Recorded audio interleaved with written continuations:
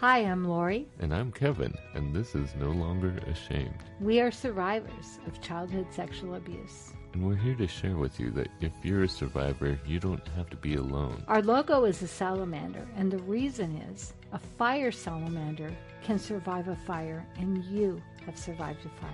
We want to help you with your journey to healing and hope.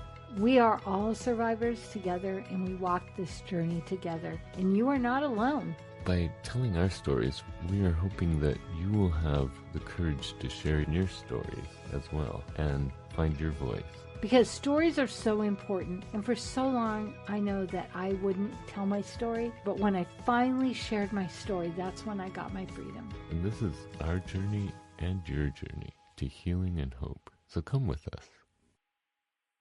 Speaking of failing to record, let's talk about defeat and defeat in our life, because I was thinking about it in relation to some of the things that I really struggled with before I started doing the work and addressing our issues and learning what my issues are. And then not only was resentment something that I struggled with enormously, but learn how to get past it and learn where it came from, and how you get past it is finding out where it comes from and then looking at it and getting a different perspective. But defeat is something that I think a lot of survivors deal with, and it becomes kind of a self-propagating feeling or issue. We've dealt with this defeat, it feels like, in our lives because we've had this thing happen to us, and we feel, even if we don't feel like we're to blame, we feel like there's something wrong with us. At least I know I always expected to fail for a long time. I just thought I was just doomed, and defeat was just part of my story. It was always going to be there. And I always looked at every little thing that went wrong as just part of that. Basically, that I was destined to defeat because everything went wrong. And I just focused on what went wrong. Mm-hmm. That is where the self-talk comes in so handy, because one of the things I notice as a coach is in our language, if we feel defeated, often we'll say things like, oh, I applied for that job, but of course I'm not going to get it. Mm-hmm. Or we have that kind of defeatist language because it goes with how we feel. And what I recognize for me is the first part is starting to acknowledge, oh, wow, that's coming from my feelings. Mm-hmm. And saying, well, of course, I'm not going to get it. Of course, they're not going to pick me. It's kind of, I think you said, like self-fulfilling prophecy, and starting to recognize that and turn it around. There's almost a comfort in that defeatism. There is. And it's being stuck in victim mode. And so there is a comfort there, because if we expect to fail, we don't ever expect to. We have a reason for never doing well, right, never accomplishing anything if we expect to fail. Mm-hmm. Yeah, we don't have to hold a high expectation. It's like, it's easy to just stay in that, for lack of better, low vibration. Yeah, but we've been taught it, so we have to teach ourselves how not to accept defeat. The good news is we can teach ourselves. Yeah. We can turn it around and do that self-talk. It's by learning what our self-talk is and what our expectations are, and then changing that. And it takes determination. You have to be determined to defeat defeat. You have to have determination and be resilient when things do happen. Just accept them as, well, that doesn't mean I'm always going to fail at this. That doesn't mean I'm always screwing up. Just because this happened, that doesn't mean it's always going to be that way. And it's that way we talk to ourselves that is how we change, focusing on defeat, instead focusing on our perseverance. Where do we actually get things done, or do things that we're proud of, or do things that we're happy with? So it's kind of like when you're resentful, you're just stuck in comparison. You're looking at what you don't have. With defeat, you're stuck in looking at all the things that go wrong rather than the things that you do that don't go wrong, that go well. Yeah. It's interesting because you said determination and you said persistence. And those are all such great words, and being intentional. And Mm-hmm. something that resonated with me after we had to talk about resentment. And I realized I had been in sort of a holding pattern of, I don't know if it was exactly negativity, but it wasn't happiness. I'll tell you that. Mm-hmm. But what I recognized is that the work I do every day, I had this feeling of, I do this work every day. I want some results. And what I recognized is I do this work every day. And even if I don't get a result today, if I don't think I see something, I'm actually getting it. It's like if we're drinking water every day, when we're 90, we're going to be healthier because we actually had the intention and we actually drank water, which is good for our health, and we did it every day. But doing it every day doesn't feel like, oh, I drank water today and I feel awesome and look how hydrated I am. But it's those intentional, persistent, determined behaviors that we do every day. In business, we call them daily mode of operation. It's the Mm-hmm. things you do every day to run your business. And for me, it's the things I do every day to run my life. And self-talk is one of those. Yeah. And it's often when I have a little thing I listen to, I'll turn it on. I'm like, why am I even doing this? It's like, because it matters. And it's Yeah. that just being consistent and persistent and doing it is what it doesn't maybe feel like it at the time, but in the long run, in Yeah. the overall, it makes a huge difference. Yeah, sticking with it, just doing the things you know that are helping you. I was thinking about when I was always feeling defeated, the process of overcoming that was really hard because I had so many examples of why I was a failure. And what it took was just to completely not ignore those, but not highlight them. And that was the difference. I used to highlight them. It was like, see, I failed again. See, I'm always going to be a failure because I just always fail. You don't highlight them. Instead, you say, well, next time I'm going to try a little harder. I'm going to do this. I'm going to be more, look towards how you can improve your behavior in the future. And when you do, every day and it's kind of like your gratitude journal. Mm-hmm. Maybe part of your gratitude journal should be how I'm grateful that I'm getting better at this. I'm doing this more. I'm paying attention to my self-talk. Even if you haven't changed your self-talk, just paying attention to it is the start. And building on those steps, building on all those things you're doing that are working towards where you want to be. You can't just get there. You have to work towards it. Yeah. And I interviewed a lady in my company today, and she's one of our top earners, and she's just so brilliant. And she talks about self-talk, but she said, I say so many times to the day, every day I'm getting better and better. And I Yeah. just tell myself every day I'm getting better and better. And I thought that's so simple. But what happens is our mind can change our brain. And so when our brain believes what we tell it, and if Yeah. we're telling it every Yeah. day I'm getting better and better, even if we don't believe it yet. Yeah. And that's part of that determination, I think it was you last week that mentioned how if we start exercising, we don't just like go in and do 1,000 push-ups. I mean, I'm a swimmer, you're a bike rider. You don't just go do the full thing. You build up little by little. You build your strength. And even now for me, I have a routine I do every day. And there's this podcast I listen to, Ed Milet, and he wrote the book, The Power of One More. And so often when I'm done, I'm like, oh, one more. I can do one more. But that's it's like exercise. We keep doing it. And when you go to the gym and work out the first day, do you feel great? No, you go home and you hurt. You have to get in the hot tub. You have to take a hot shower. It's the same, and it's hard mental work, but it's so worth it.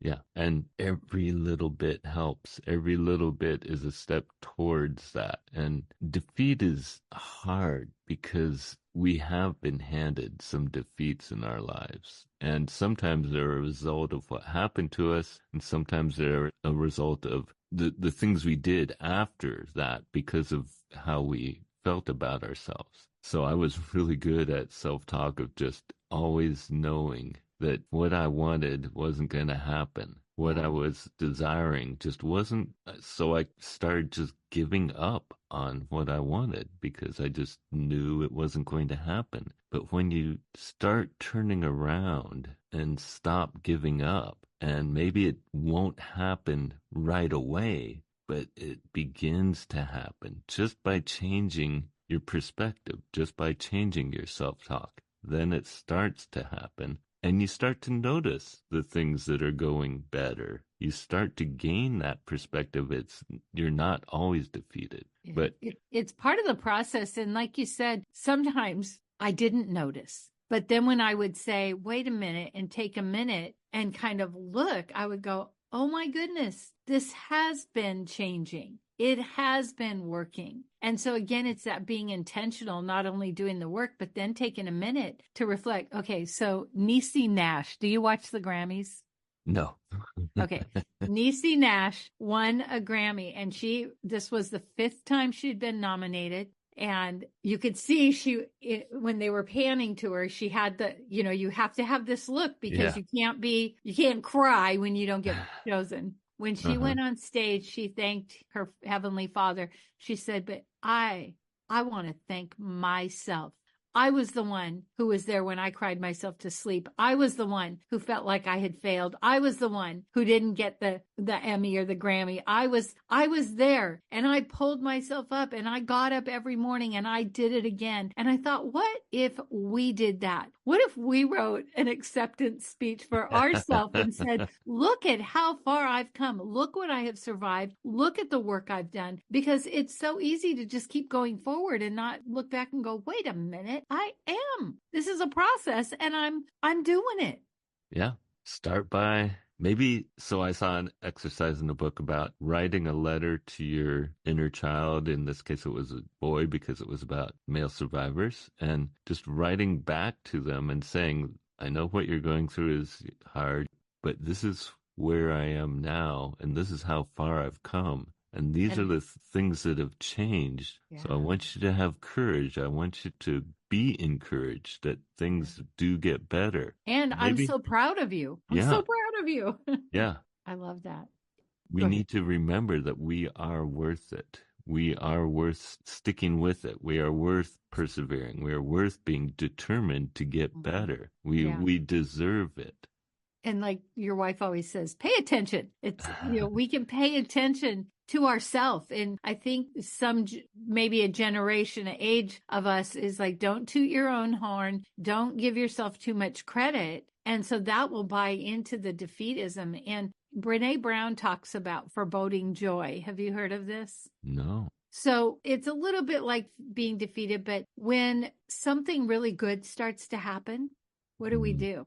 We worry we wait for the other shoe to drop. We Oh. think, oh, something good happened. So now something bad and that usually comes from trauma. So when we recognize that and then we say something good happened and that's really wonderful and I deserve it. And there is not another shoe that's going to drop. This is awesome. And there may be Mhm. other things in life that happen that are tough, but that's what life is. Life will throw us some curveballs, but it's that foreboding joy where we go, oh, have you ever heard that someone gets something really great and they go, yeah, I'm just waiting for the other shoe to drop? Yeah. That is Yeah. no way to live.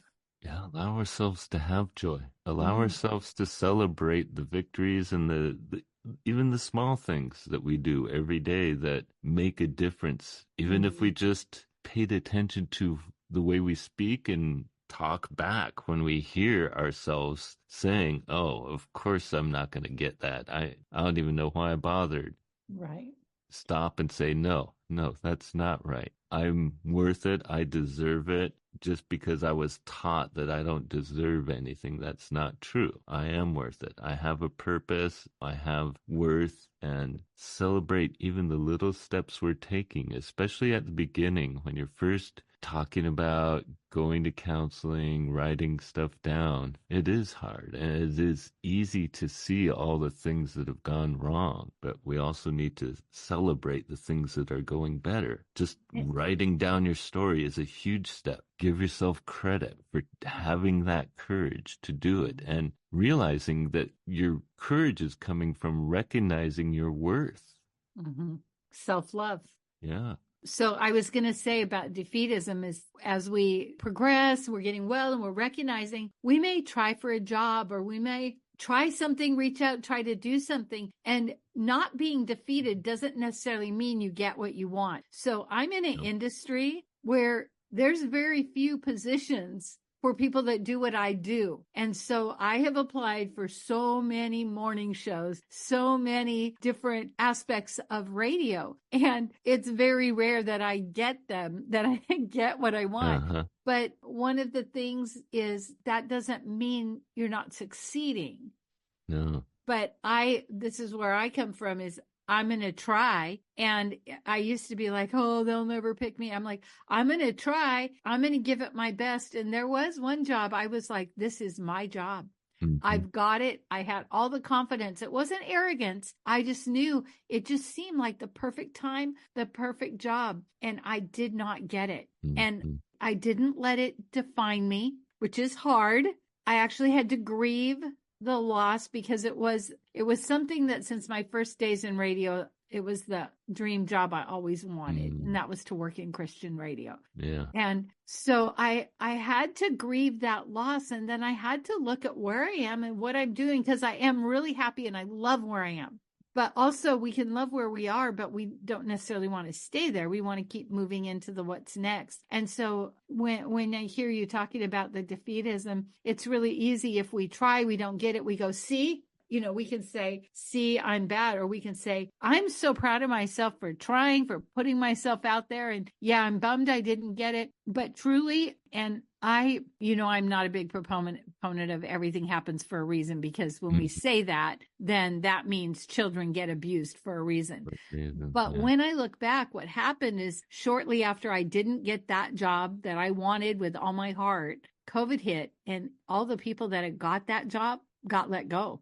And here I was at my station where I was one of the few people that didn't get let go. So now I'm looking at it very differently. Yeah. Yeah. It's kind of like when you were talking about resentment and that exercise, he had you write 100 things about resentment. And then he had you look at them and how that affected you positively in your life. So when we do have defeats, when we do have failures, there's another side to them. We can learn from them. We can learn why they happened, how they happened, and maybe grow, learn how to do things differently. Mm-hmm. So instead of just resigning, it's that persistence, that resilience. Don't let it completely defeat you. Just take it in stride and learn how to grow and adapt and change. And if it's a really big disappointment, let yourself grieve it. Mm-hmm. We're going to get to meet my friend Jerry one of these days. He's going to be on the show, and he's, I call him the master of letting go. And he was telling my podcast class, he said, often we try to push through something. We say, face the fear and do it anyway. And how Nike says, just do it. And he says, sometimes we have to look at what we're afraid of and we have to just sit with it, which for survivors, I think is way more terrifying than it can be getting busy and running from it. But that it's not necessarily about pushing through, stuffing it down. It's being with it. And that can be really uncomfortable too. But I love what your wife always says, Charnel, that feelings, emotions is information. Mm-hmm. And if we take the time to look at it, I'm such a big proponent of journaling. And I know it's not really, people don't really like to write so much anymore. Everything's on the phone. But there is so much value in writing and journaling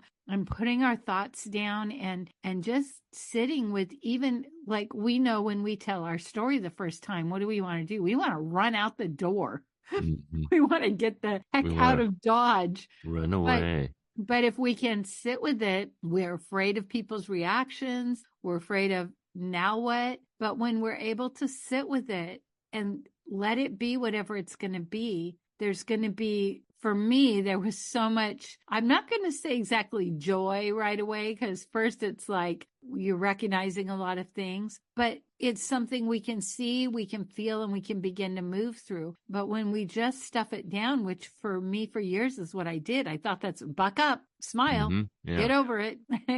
And you can still smile and not be pushing it down, not be fake. And I think that's where that element of doing the work is. Are we just stuffing it down and bucking up and moving on and holding on to all that resentment? Or are we going, I'm really resentful and I'm just going to feel mad. I'm going to feel resentful. And then I'm going to see where that takes me. And the activity is now I can actually look at how that can serve me. And, even if we've lost a job, often maybe we would have still been in that job or been stuck, but because we got fired, we found when we can process it and sit with it, it just, for me, it's been so much better, but definitely not easy. Yeah. Yeah. That's the hard part of defeat, I think, is learning from it. And in order to learn from it, you have to acknowledge it. You have to sit with it. You have to feel the grief over it. Yeah. You have to feel the defeat and understand why you're feeling defeated. I mean, of course, there's, it's usually something we do or something we didn't do that we feel that we did wrong or we didn't do it. And so we should have done it, all those shoulds. Yeah, like I blew the interview. It's all my fault. Well, maybe not. Yeah. It's what we're telling ourselves. Yeah. So pay attention to why you're grieving and what your self-talk is about it. And that's where you learn. And that's why emotions are information, because when we pay attention to them and pay attention to what our self-talk is, what we're hearing inside, that's where we learn that we can grow, we can change, we can get beyond the feeling of being defeated all the time. Instead, we can feel like, well, I can get better at this. I can do this. So it's not fun to examine, just like resentment. It's not a great time. No one wants to admit their defeats. I know for me, I kept them all inside because I didn't want to admit all these failures I had, all these things I had done or hadn't done and was ashamed of, that I wasn't proud of. But when when I first started changing my self-talk, I think what I realized is setbacks are a part of life. We're always going to have these things that set us back, that we feel that we failed on, that they're not an exception. They're a part of our life. What changes is how we deal with them. There's a book called Atomic Habits. It's so good. And he talks about that most of our life is unconscious. And when we think about it, when you drive a car, you're not thinking about driving the car anymore. When we're cooking even, we may follow a recipe, but so much of what we do is really on the unconscious level because it's become a habit and we do it and we know how to do it and we don't have to think about it. And so it's really finding a place of taking the time to really be more present, recognize so that we can change the self-talk, because even the self-talk is like a tape in our head. It just says all those horrible, awful things, whether we want it to or not. I ask all of my students, I make them sign a contract that for 5 minutes every day, which can be excruciating, they will sit in silence. You don't have to totally clear your brain, because I don't think a woman can do that. I think men can, but I don't think we can. And to just be present to what is. And a lot of times that's just breathing, okay, I'm breathing and it feels so ridiculous, but we live so much of our life worrying about the future, telling ourselves I'm a failure, reciting the past. But when we can get a place in the present and just use that time to start to change our self-talk, be aware of our self-talk, that's where we can begin to really make a difference. And of course, I always encourage journaling at that time too, because maybe you had a fight and you're thinking, oh, my friend just hates me. She hates me. And that's what we say. But when we take a minute, we're like, my friend doesn't hate me. My friend might be mad at me. She misunderstood me, or maybe I was a jerk. Maybe I said something insensitive. So now it's where we're processing it. We're going, the old self-talk is just like, you're terrible, you're bad, everybody hates you. Better go eat some worms. And so it's taking that time to say, no, I shouldn't have reacted like that, but she doesn't hate me. I'm not a horrible person, and we can actually work through this. So it's shifting that, and it's so unfamiliar, but pretty soon the unfamiliar becomes familiar, and all of a sudden we're doing it without even thinking about it, because we took the time intentionally to think about it. Yeah. Don't accept all that self-talk all the time. Don't accept everything that we say to ourselves all the time, because a lot of what we say to ourselves we were taught, and it was a lie. It wasn't Mhm. right. It wasn't true. So, but examine that self-talk. Mhm. Examine it and look at where it's coming from. Yeah. Why do we say that to ourselves? Why do we? Yeah. And that's where we. Or even what do we say? Like Mhm. I have my clients write a list. If you trip, if you're walking out the door and you trip, what is it that you're saying to yourself? Oh, you're dummy, you're always tripping. Oh, you're always in such a hurry. Like start to look at and write down all the things that we say, because it kind of might it Oh, surprised yeah. me. I didn't know I was so mean. Oh, yeah. I still catch myself saying things that just, it's like, really? After I hear it, I'm like, really? But becoming aware is the first step in changing it, in reversing that course, not accepting defeat all the time, Hmm. overcoming defeat, defeating Hmm. defeat. It's one of the most important things that happened to me when I first started going through therapy, dealing with all of this. I didn't accept defeat in my life all the time. Whereas up until that point, I had just given up practically. I resigned to defeat. Hmm. And because of it, I was allowing myself to accomplish anything that mattered to me. Mhm. And I think this comes into play when we think about how long it takes for survivors to Mm, tell their story. So it might be really easy to be at a place where you might think, I'm too old. It's been so much time. I missed the mark. I missed the boat. And hmm. that in reality, it is sad that it takes us so long to share our story, but it's truly is never too late. And No. my big mission with my interrupted podcast is no matter how old you are in your life, you can always start over. You can always reinvent yourself, act two, act three, Yeah. that it's never too late to do the work, and that there will be good things that can come your way. And you are always worth it. I think that's part of the big change, was realizing I was worth doing the work, going through all the hard stuff to get to a better place. Yeah, yeah. So, And the truth is, we may find a counselor that will tell us that, but mostly in our life, people aren't patting us on the back going, "You're worth it. You need to tell yourself good stuff."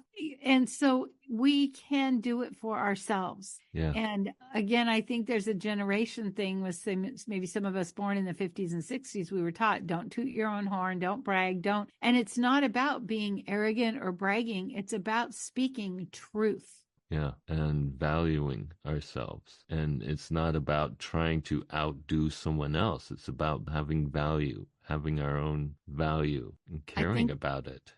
Yeah. I think I said this before when I was running the day center for homeless women. Often the women would say, "Oh my gosh, do I have kick me written on my forehead?" Hmm. And I would say, "Yeah, honey, you do, because you hate yourself and you feel like a failure. You're telling yourself you're a failure. So you're behaving in that way and you're teaching people to treat you that way."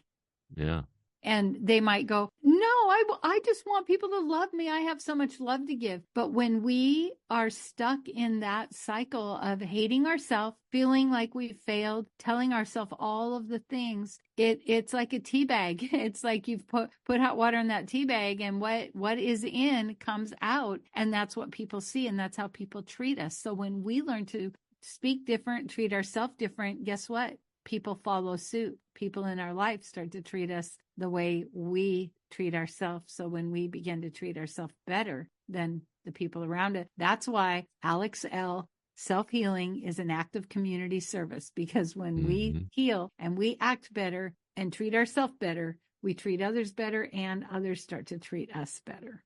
yeah. So it begins with paying attention to our self-talk. Mm-hmm. And when we find ourselves feeling that defeat, looking at what we say to ourselves and looking at how we can change that to turn it around. And also, it begins with having the determination and perseverance and resilience to handle it. Which To, you have because you're a survivor. yes, you've been So through, you can use it as a superpower. yeah. But you have to decide that you want to do this. Mhm. You want And to to know, change. yeah, and to know that there's help. We can do it on our Mm-hmm. own. We can journal, we can think, we can meditate, but there's also support groups. If you are feeling so defeated and so sad, 988 is the crisis line. There is help, there is There is. support, and there There's, is a way out. yeah. So don't be defeated by defeat. You will get through it. Yeah.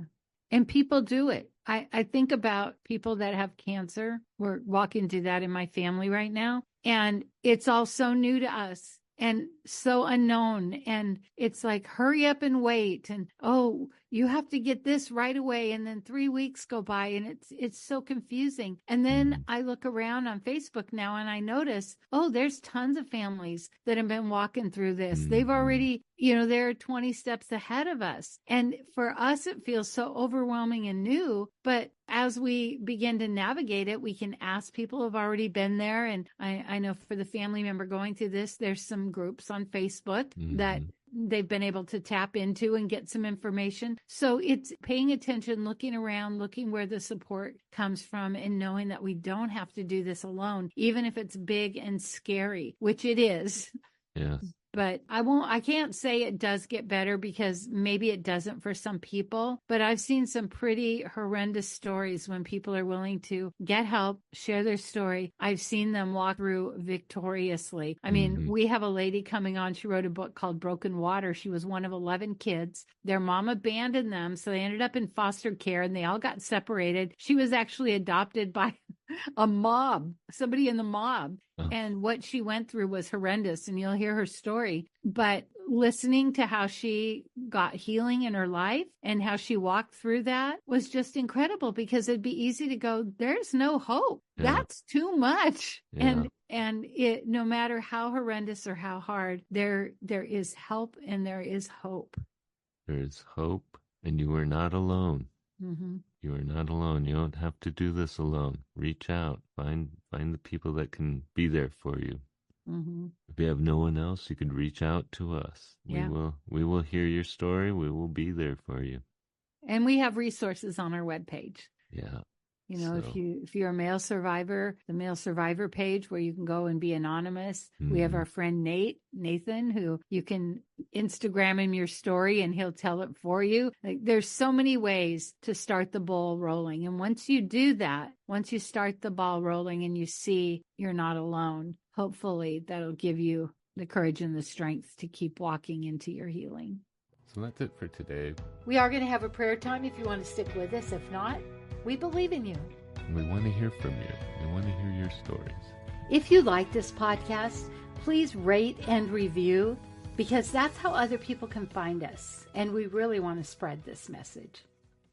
Father, I'm so thankful for all your blessings, especially for your victory in our lives, your victory that has saved all of us. And I just pray, Lord, that we would embrace that victory in our lives. And we would have the courage to search for the victories in our lives and to not give in to defeat, but to persist and be determined to continue to work towards victory. And Lord, I just pray that you would give those who are listening the courage to understand that even though they've been through defeats, if they've been through defeats, that they can overcome that they do have hope. It's not over yet. As long as you're still alive, as long as you're still breathing, you have a purpose and there's always hope. And Lord, I just pray that you would be present in their lives and give them the hope to overcome defeat. In your name I pray.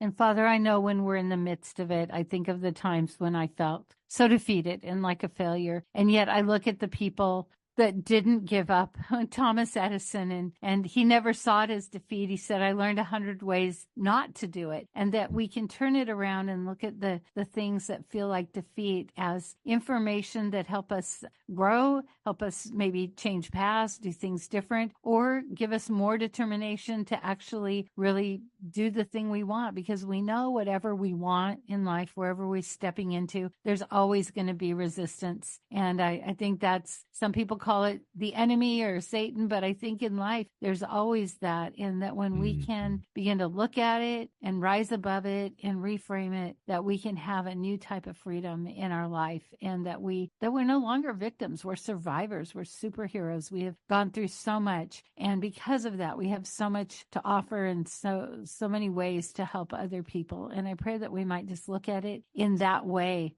that instead of it's a terrible, awful thing, but that it's something we can use, we can grow from, we can learn from, and we can be stronger because of. And I just think of, again, sports. I'm not an athlete, but that, we don't always do things right the first time. We don't hit the mark. It's a process, and that we might just really get on board with the process of recovery, and that it's just a daily effort. And you are so good and gracious in that you do help us heal, you help us forgive, you help us let go of resentments, so that we can live this life in the way that you wanted for us, and that's with peace and joy. In your son's holy name, amen. Amen.